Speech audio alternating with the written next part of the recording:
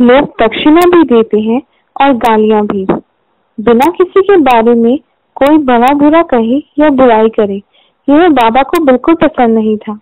बाबा सब जानते थे और अक्सर पाकर बातों ही बातों में उसके बारे में समझा भी देते थे।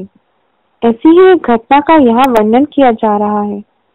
एक बार पंढरपुर के एक वकील बाबा के दर्शन करने के लिए मस्जिद आए थे।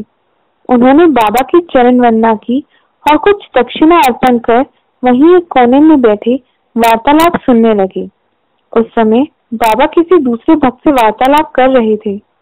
वार्ता करते करते अचानक बाबा ने वकील की ओर देखते हुए कहा, कुछ लोग कितने चालाक होते हैं, यहाँ आकर चरण वंदना करते हैं, दक्षिणा भी देते हैं और पीठ पीछे गालियां भी देते हैं।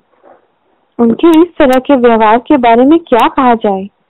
वहां बैठे वकील को बाबा के कहे गए ये शब्द मानो तीर की भांति चुभ गए। वे समझ गए कि बाबा का इशारा उनकी तरफ ही है और जिस घटना के बारे में था वह भी उन्हें याद आ गई। उन्हें अपने किए पर पछतावा होने लगा। वे चुपचाप सिर झुकाए बैठे रहे। बाद में बाड़े में लौटकर उन्होंने यह बात काका साहब दीक्षित को बताई और बोले, एक तरह से मेरे लिए चेतावनी ही थी कि मैं किसी को भला बुरा ना कहूँ।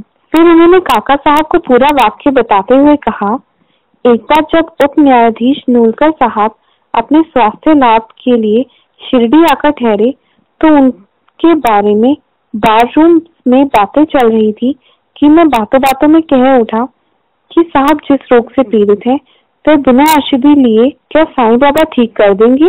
ऐसा करके वे ठीक कैसे होंगे? इतने बड़े अफसर के लिए क्या ऐसा करना शोभा होता है? उस समय नूलकर व साईं बाबा का उपहास किया जा रहा था। यह बात साईं बाबा की नजरों से छुपी नहीं रह सकी। आज उन्होंने मुझे मेरी भूल दिखाकर मानो उपदेश ही दे दिया कि मुझे ना तो किसी की निंदा करनी चाहिए और ना ही किसी के काम में बाधा डालनी चाहिए। इसके बाद वकील साहब ने यह निश्चय किया कि वे आगे से कभी भी किसी के बारे में भला बुरा नहीं कहेंगे और ना निंदा करेंगे। बाबा का यह उपदेश वकील के लिए नहीं बल्कि सभी मनुष्य के लिए था।